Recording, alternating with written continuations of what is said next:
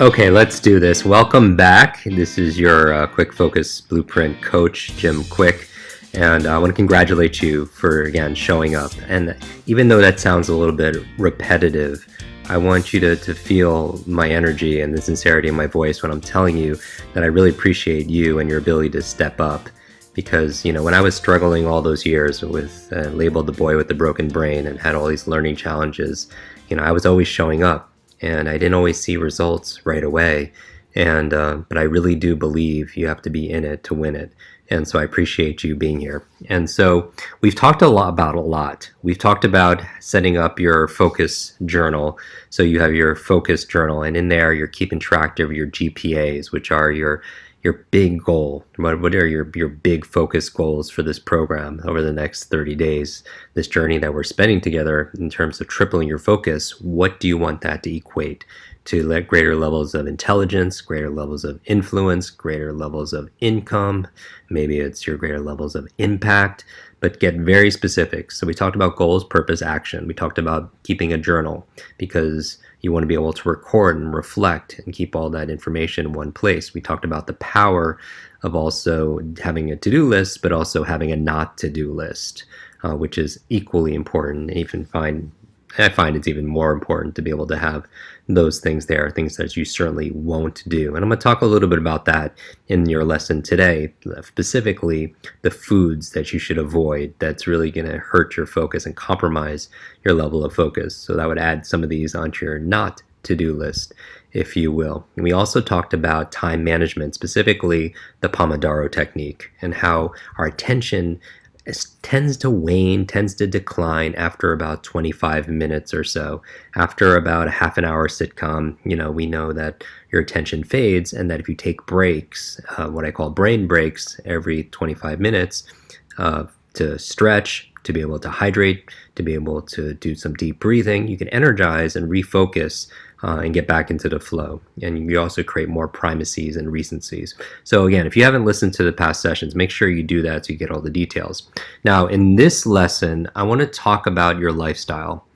And specifically, we know that 1/3 of your potential, your mental potential, like your memory, is predetermined by genetics and biology.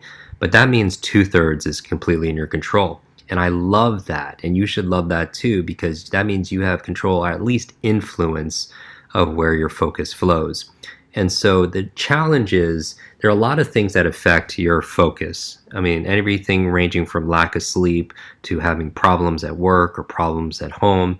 It could be blamed, right? You could blame your foggy, wandering brain. But one of the other things that I like to really focus on when it comes to the things that affect my focus is diet, right? Diet also plays a major role in how easy it is to buckle down and get focused, or potentially the wrong foods could really hurt our focus.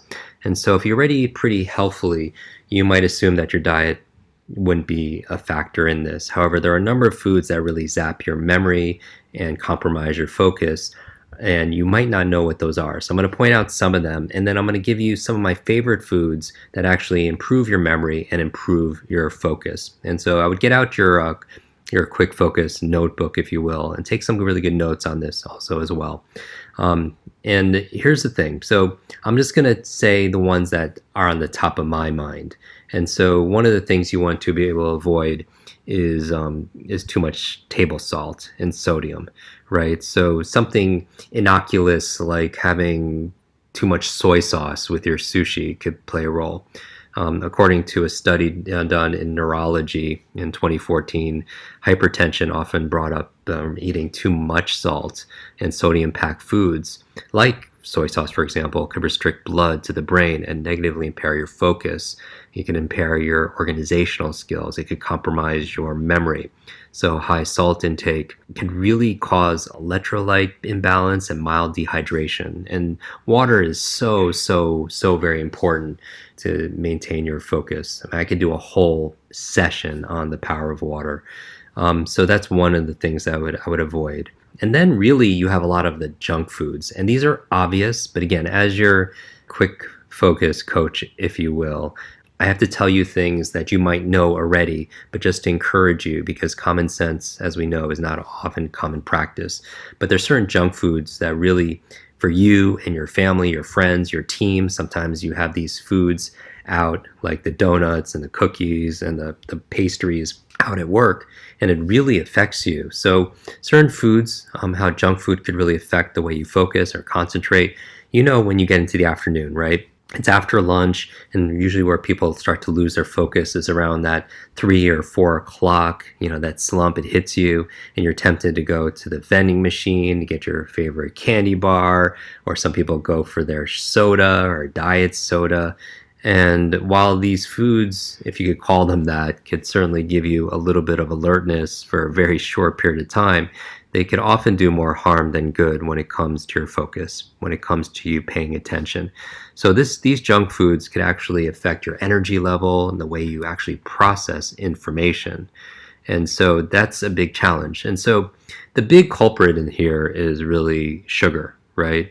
And having that sugar crash. When you're out there and you're eating these foods, these highly processed foods that are high in fat, high in sugar, high in calories, your body digests it fairly quickly. And since most junk food has very little nutrients, they've been stripped away, your body is forced to use the sugar as energy. That energy is really spent quickly because it's refined nature of the junk food, which means you're experiencing a temporary sugar high, but really it's a false feeling of energy, and then it's quickly followed by that sugar crash, right? And it affects your behavior.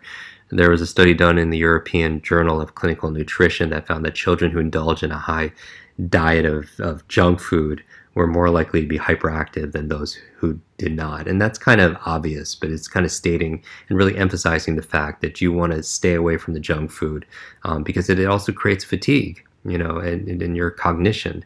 And that's a big challenge also as well. And so you want to be able to change those habits. I'm going to talk about a future session about changing habits.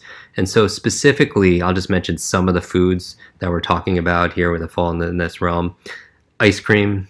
If you've ever treated yourself to like some ice cream in an attempt to try to get over that afternoon slump that you have, you're likely causing more harm than good, not just to your waistline, but you could have 10 grams or more of artery clogging saturated fat, 30 grams of sugar. There are multiple studies that found that these things really diminish cognitive skills and your memory. And so in lieu of ice cream, I would opt into something else that would be more healthy, like brain berries, right? Blueberries, one of my favorite. Also staying away from the sodas, including diet sodas. I'm not a nutritionist or a dietitian, so you definitely want to contact and learn from your health practitioner. But when you get stressed and starting to grow, a lot of people will reach for a can of soda or diet soda to make them feel energized or something, feeling like they could go out there and take on the world.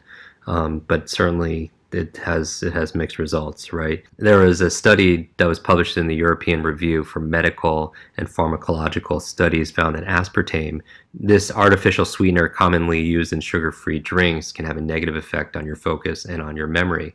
And so that can be an issue. And then one of the big ones is the baked goods, right?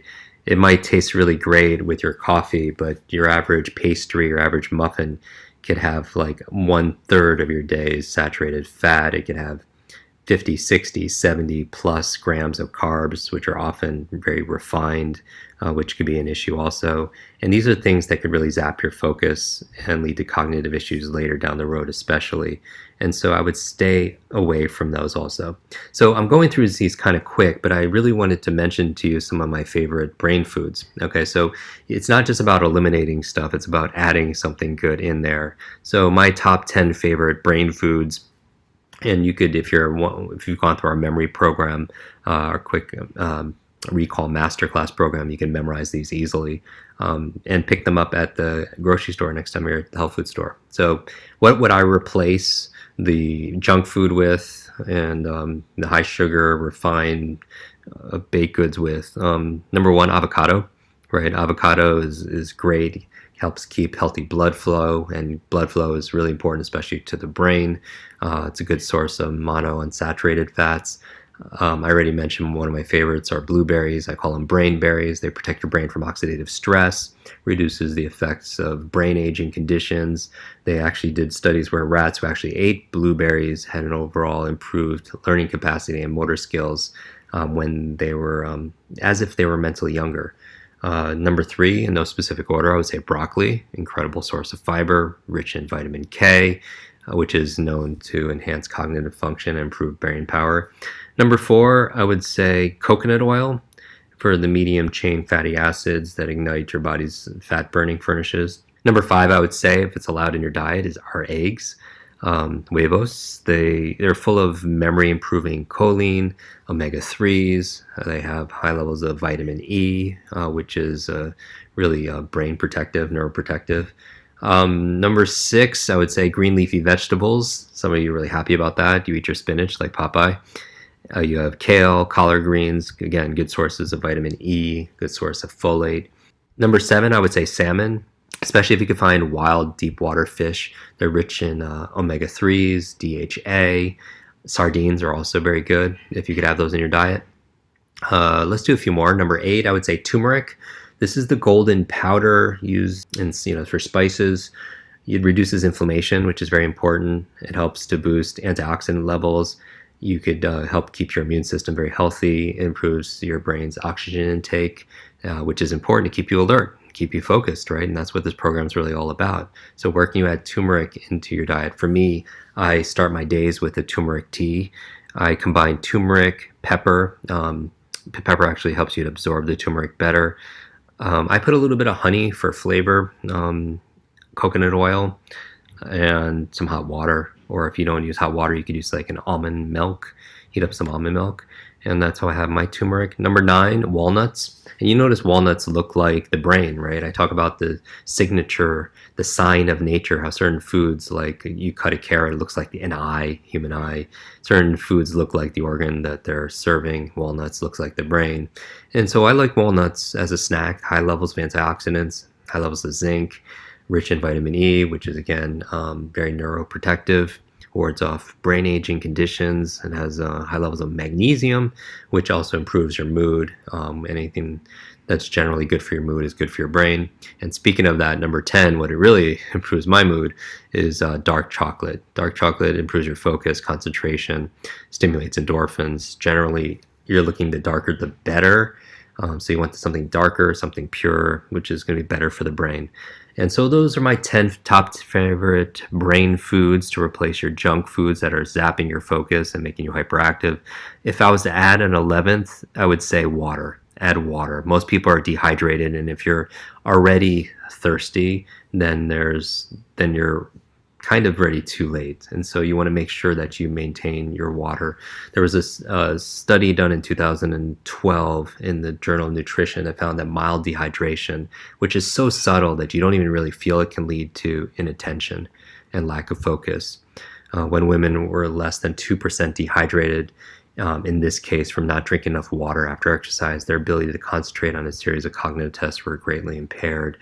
And so the thing is when the brain detects even the smallest changes in your physiology, it may begin operating at suboptimal levels to get your attention. And that's sometimes your body has an innate intelligence. So thirst is not the best way to measure hydration. So a decrease in your ability to focus is kind of like an early warning signal that you need to hydrate yourself. So I would add water. And notice when I'm talking about this, I know this session is a little bit longer, but I think it's very important. You are what you eat. But you could go and take a lot of these brain enhancing, focus enhancing foods and throw them in the blender, right? And make yourself like a focus smoothie. And so you could take things like avocado, blueberries, coconut oil, green leafy vegetables, and some water, add some dark chocolates. Some people would want to put some soaked walnuts in there and make yourself a smoothie. I would avoid probably the turmeric. I'd probably avoid the salmon and the eggs, but there's certain things that you can make a nice healthy smoothie on, and it's something you can start your day with. And so as you're writing in your focus journal and you're thinking about your big focus goals, make yourself a focus smoothie also as well. So I hope this session was useful. Now we know you're going to be focusing on the food that you eat, even if it just brings your conscious attention. As you know, one of the most important things to focus on and to be able to manage are your hands and your fork and your knife and what you put into your mouth. And it turns into who you are. And so literally what you eat becomes you, and what you absorb becomes you. And it's not just what you eat, it's what you eat. eats also, and all the way down the chain. So be mindful of what you put in your body, because that's either depleting you or it's developing you, and the choice is yours. Thanks you for listening to this, and put your notes down below, put it in your notebook also as well, and I look forward to improving your focus even more tomorrow.